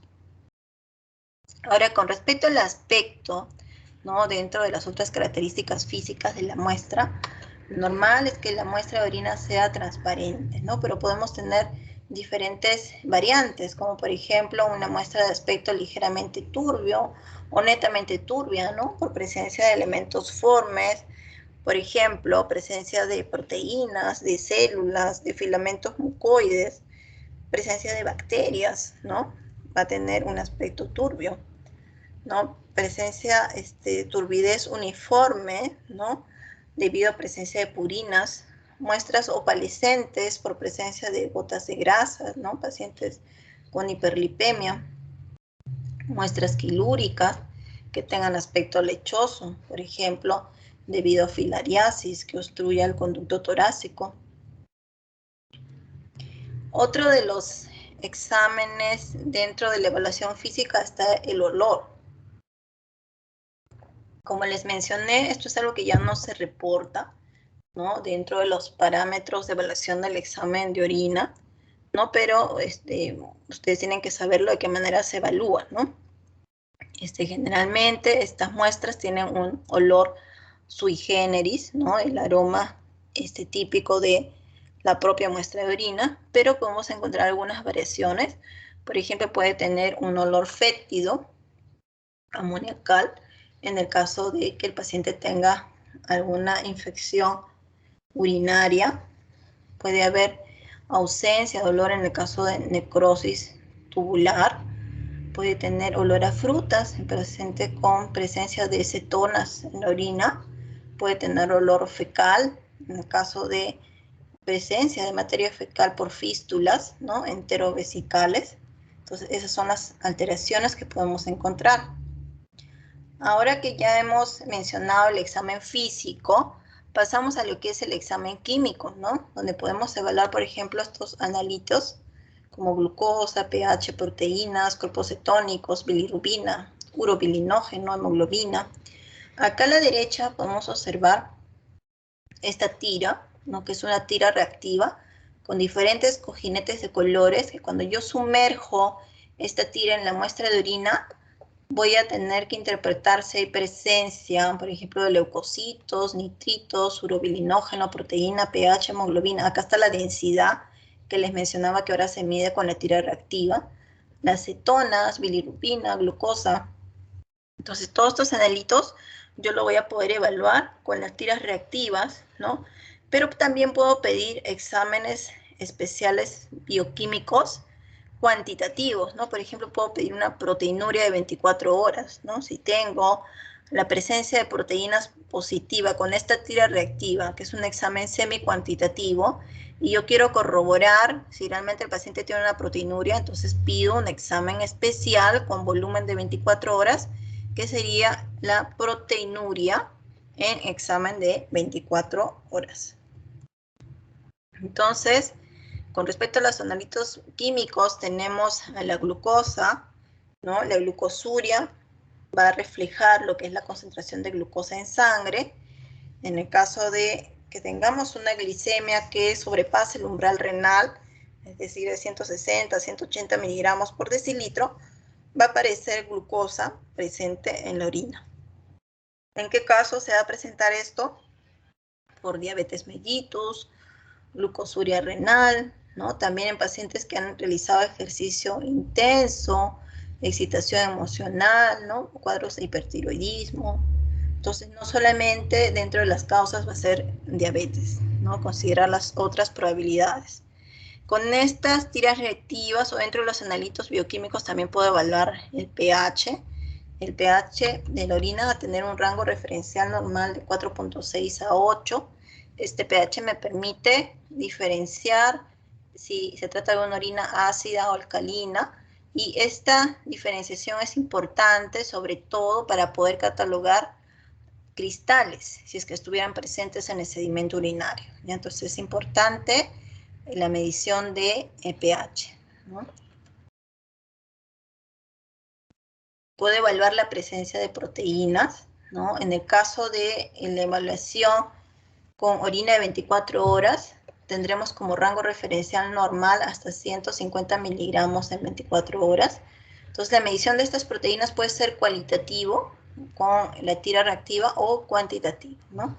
Debemos considerar todas las causas de enfermedades glomerulares, ¿no? Que me pueden generar proteinuria, como por ejemplo, complejos inmunitarios, intoxicaciones, drogas, mieloma múltiple, ¿no? Tenemos que diferenciar también según los tipos de proteinuria, que puede ser intensa si es de más de 4 gramos en 24 horas, moderada si está entre 0.5 a 4, mínima si es de 0.5 gramos en 24 horas, ¿no? Y las patologías se van a asociar según este tipo de intensidad. Ahora acá un cuadro para que puedan diferenciar lo que es el peso molecular y el tamaño de las diferentes proteínas que podemos encontrar en la orina, porque no solamente va a ser la albuminuria, puede ser proteínas de Benson-Jones, puede ser mioglobina, que es una proteína muscular, ¿no? La hemoglobina, la proteína de los glóbulos rojos, ¿no? Pero con la tira reactiva específicamente lo que vamos a evaluar es albúmina, ¿ya? Ahora, considerar también los tipos de proteinurias, ¿no? Es otro dato importante que debemos tener en cuenta. Otro de los analitos bioquímicos que vamos a evaluar es la presencia de cuerpos cetónicos, ¿no? Y en este caso nos referimos a los ácidos, que es el ácido acetoacético, acetona, ácido beta-hidroxibutírico, ¿no? Que van a tener un rango referencial normal entre 3 a 15 miligramos en 24 horas. ¿En qué casos vamos a encontrar cetonas positivo en la tira reactiva? ¿No? En casos de inanición, pacientes que estén con ayuno prolongado, que estén presentando un cuadro clínico de vómitos y diarreas que estén generando esta inanición, pacientes con diabetes mellitus, o gestación, anestesia por éter, ¿no? Entonces, considerar y evaluar que no solamente va a ser en un diabético descompensado, sino que puede deberse a otras causas.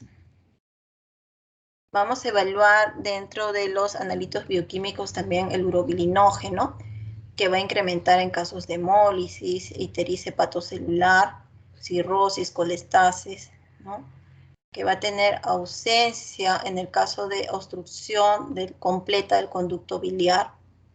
Podemos evaluar la presencia de bilirrubina, ¿no? Este es un analito bioquímico que no debe estar presente en la orina, ¿no? Pero lo vamos a encontrar en el caso de obstrucción de vías biliares o lesión hepatocelular. Lo que quiere decir que si encontramos bilirrubina debido a estas patologías, bilirrubina positivo, va a ser, ¿qué tipo de bilirrubina? ¿Directa o indirecta? Directo. Chicos, a ver, ¿quién me respondió? Directo. Gustavo, ¿no? Sí. Ya, correcto, muy bien, ¿no? Se trata entonces de una bilirrubina directa o conjugada. La bilirrubina indirecta no va a filtrar riñón, ya no la vamos a encontrar. Cuando encontramos bilirrubina presente, se debe a la bilirrubina directa. Creo que han dejado de compartir un minutito.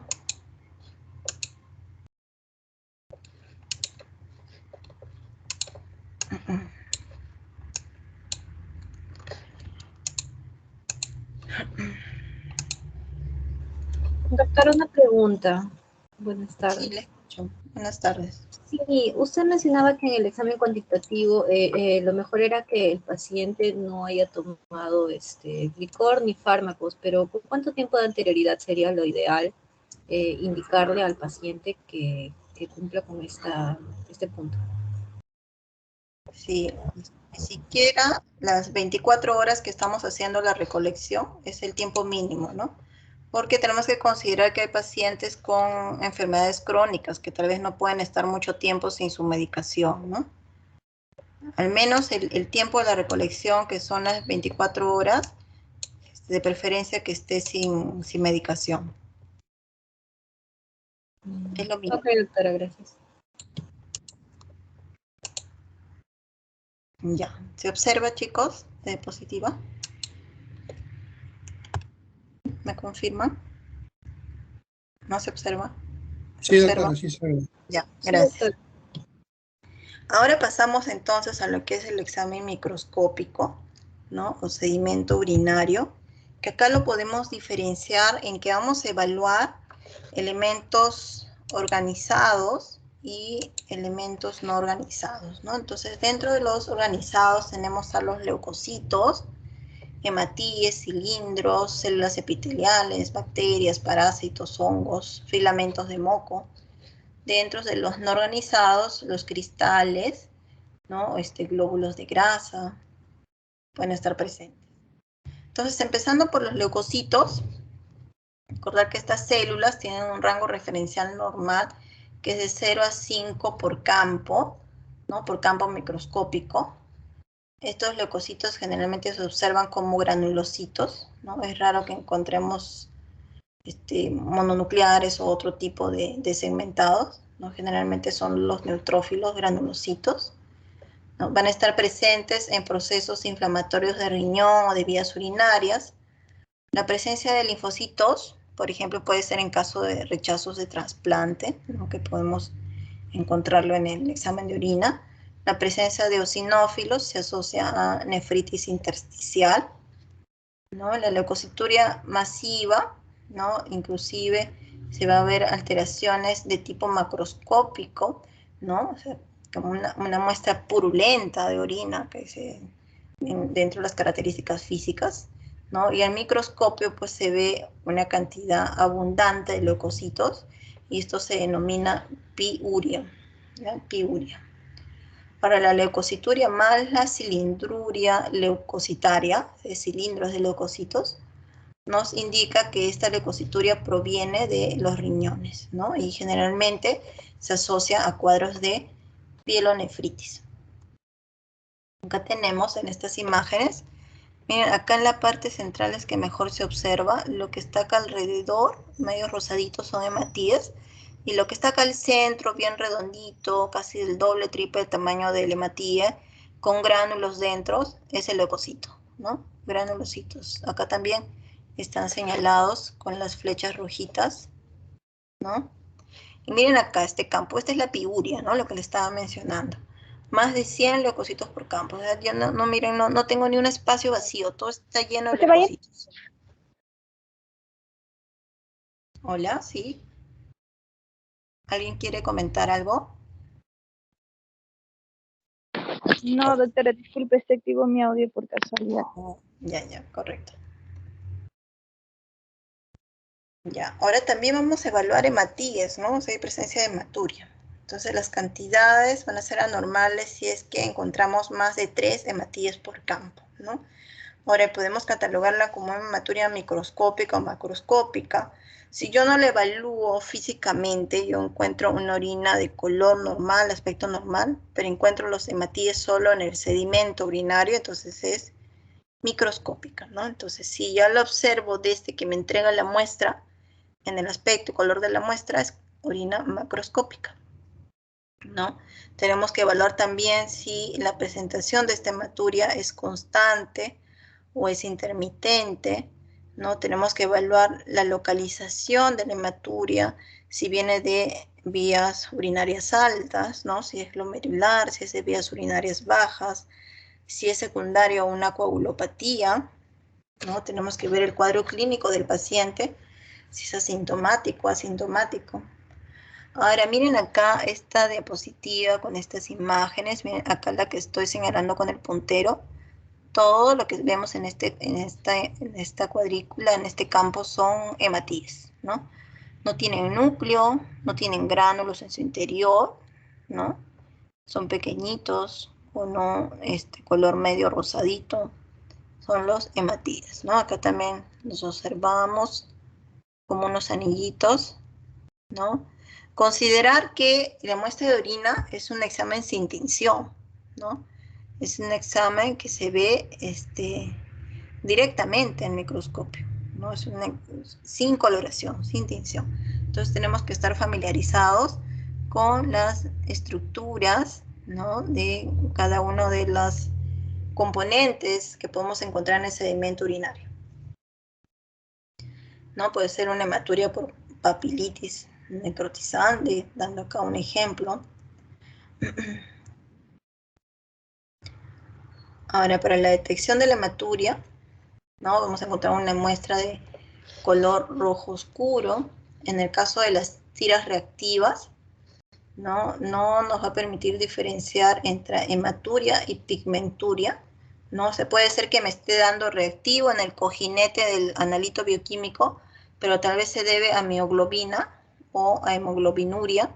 Entonces yo solamente voy a poder corroborar esto con el examen microscópico, ¿no?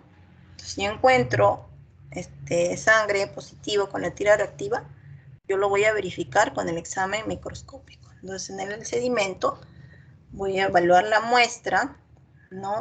Generalmente tiene que estar dentro de las,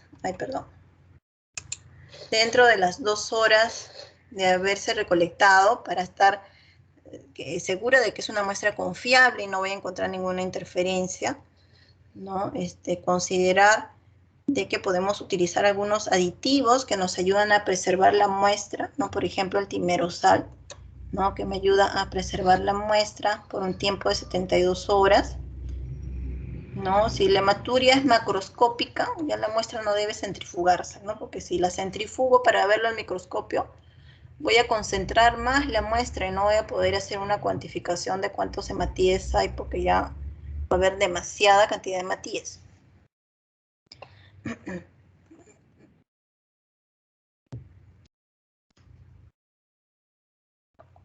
Ahora, ¿cuáles son las condiciones que me permiten orientarme, ¿no? Si se trata de una hematuria de origen glomerular, ¿no? La presencia de cilindros hemáticos, la presencia de hematíes dismórficos, más del 2%, presencia de acantocitosis, más del 5%, ¿no? Que son glóbulos rojos con protrusiones, ¿no? Redondeados, pero con protrusiones citoplasmáticas, ¿no?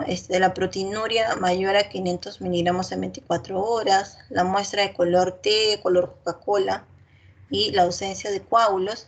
Todos estos criterios me permiten poder orientarme hacia una hematuria de origen glomerular. Tenemos causas de pigmenturia, es decir, que no se debe a presencia de sangre, que nos pueden hacer confundir con una hematuria, como por ejemplo la mioglobinuria, ¿no? Que es proteína del músculo, por una rhabdomiólisis, presencia de hemoglobinuria, si se trata de un paciente que está con una crisis hemolítica, presencia de bilirrubinuria, también puede ser interferencia y pintarme como positivo lo que es el cojinete de hematíes, ¿no? Y lo que tienes tanta presencia de bilirrubina en la orina que está haciendo interferencia. La presencia de porfirinas, por la porfiria, ¿no? De melanina, que es un cuadro de melanoma. También pueden hacer interferencia causas exógenas, ¿no? Como los alimentos, analgésicos, antibióticos. Ahora, en este examen del sedimento, el examen microscópico, también debemos evaluar la presencia de cilindros, ¿no? Y estos son estructuras que se componen de una matriz de mucoproteínas, que es la mucoproteína de Thom-Horsford, y esta estructura va a adoptar la forma de un segmento del túbulo, ¿no? De un conducto colector. Por eso tiene la forma de un cilindro, ¿no? y la matriz va a tener un borde recto.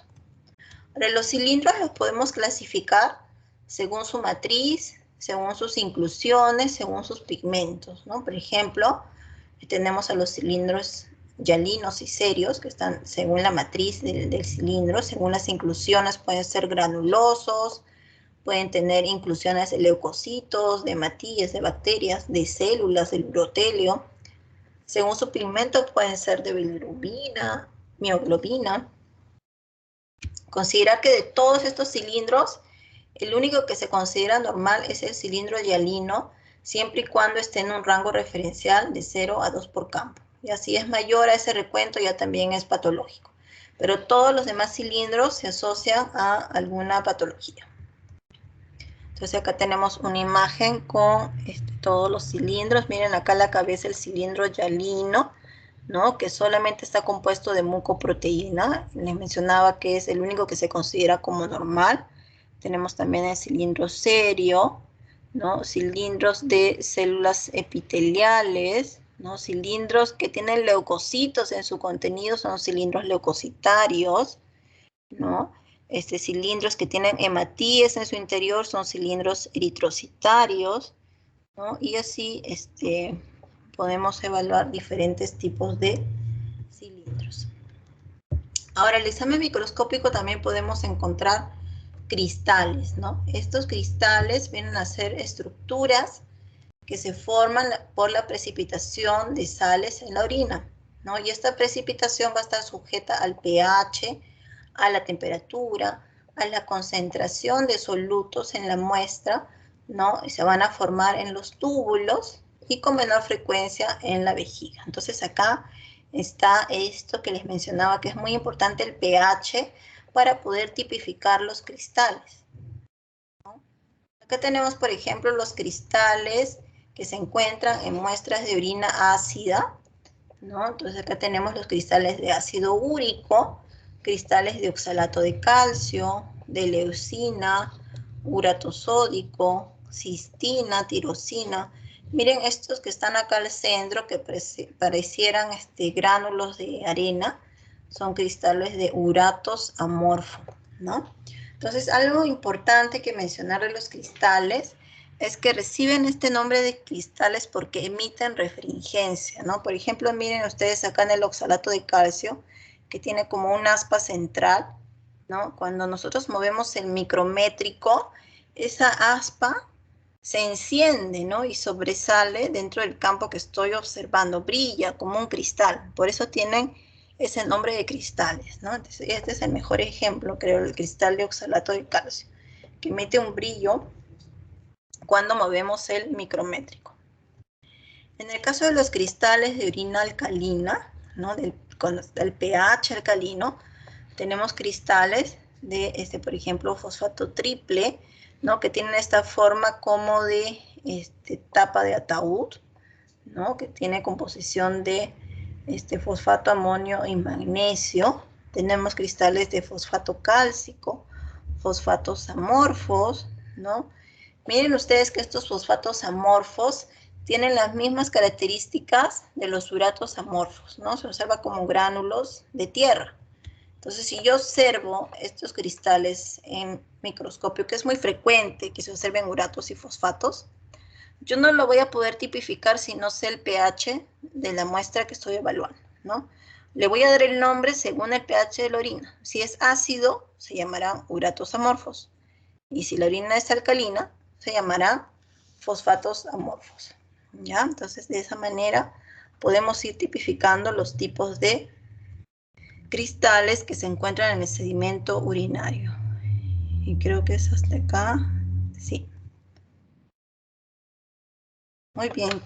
¿Alguna pregunta, chicos, con respecto a esta segunda parte? Doctora, no sé si mostró cómo se veía la piuria en el microscopio. Ay, sí, sí mostré. La voy a volver a compartir. Esperemos un ratito Sí, que... Ya no se observa, ¿no? La pantalla. A ver, un ratito.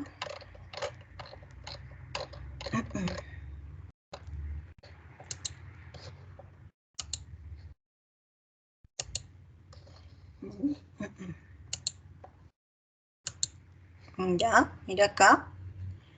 Esta imagen que estoy señalando con el puntero, ¿se observa?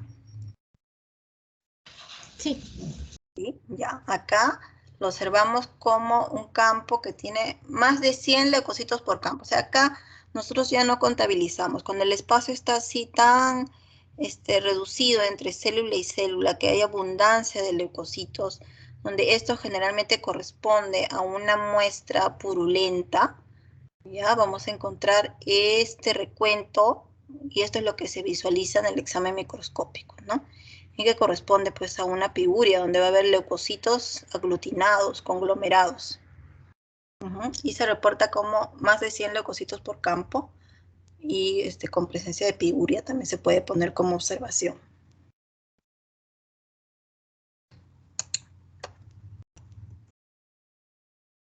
Muchas gracias, doctora.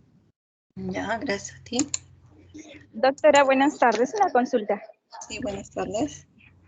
Doctora, creo que eso no lo ha mencionado, pero leí que para saber si existe presencia de hongos, por ejemplo, en orina, se debe realizar el examen que se llama IFAS en orina, ¿cierto?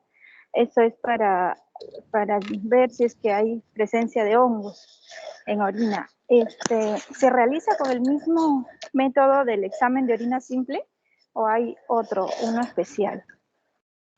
Ya, es con el mismo, Caterine.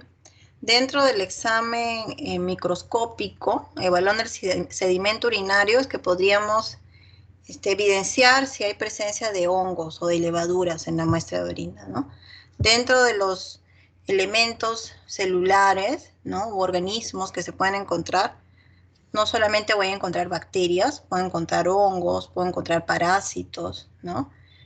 Y dentro de la variedad de hongos voy a encontrar levaduras, hifas, ¿no? Puedo encontrar parásitos también, ¿no? Y eso se informa como hallazgos. Ah, ok, doctora. Doctora, y también sé que cuando se le toma la muestra a un niño menor de 2 años, se le debe tomar en una bolsita colectora, ¿cierto? Esa muestra no debe pasar más de media hora por la proliferación de bacterias, entonces cada media hora se le debe estar cambiando en caso de que el paciente no miccione. Así es, sí, correcto, Caterine, ¿no? Eso tiene que estar vigilando el padre de familia, ¿no? Y tomando el tiempo, ¿no? Desde que le coloca la bolsita colectora adherido a su piel, que tienen que haber hecho previamente limpieza de toda esa zona alrededor del área genital, ¿no? Le pone el adhesivo, la pega, tiene que estar vigilando si ya misionó y cuantificando el tiempo, ¿no? Y si pasa ya de esta media hora, pues cambia con una nueva bolsa, ¿no? El procedimiento que es un poco difícil, ¿no? Para la mamá, para el papá, ¿no? Porque los bebés, los lactantes, no se quedan totalmente quietos, ¿no? Pero sí, es correcto lo que estás mencionando. Muy bien, chicos, ¿alguna otra pregunta?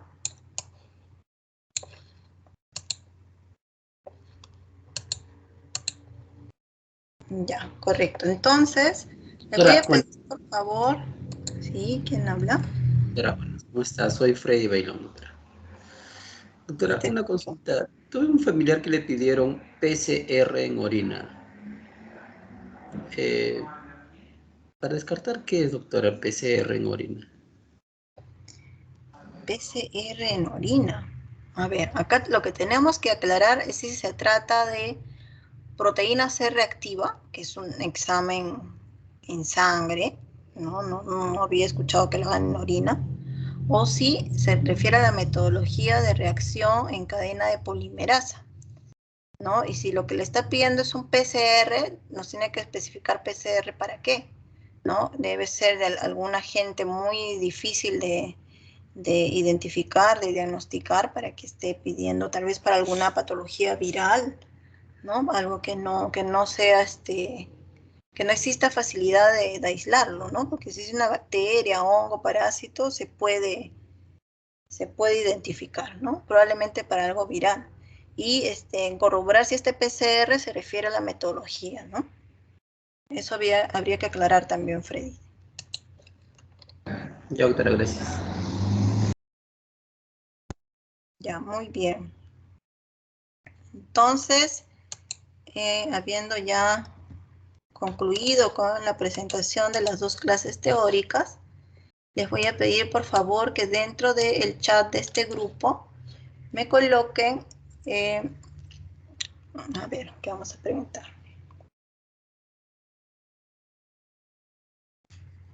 Doctora, disculpe, Dos antes que... analitos. Disculpe, doctora. Sí, Cristian, sí, te escucho. Antes que diga la tarea que vamos a hacer, quería recordar a mis compañeros que el día de hoy a las 7 de la noche se va a llevar a cabo la charla que va a ser organizada por los estudiantes de medicina de sexto año y cuyo ponente va a ser el doctor Subieta. Es un docente que nos enseña a nosotros en las clases prácticas y teorías ya. La mayoría de nosotros lo conocemos ya porque hemos rotado en práctica con él. Y quería recordarle a mis compañeros que por favor asistan a las 7 de la noche, ¿no? A la charla que se va a llevar a cabo.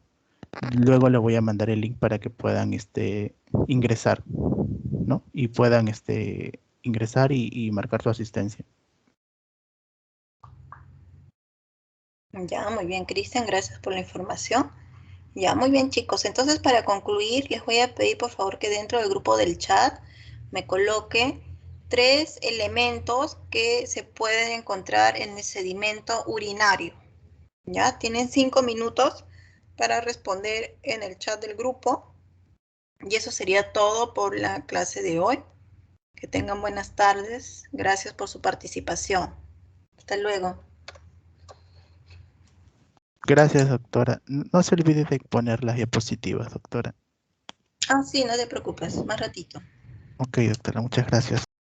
Gracias.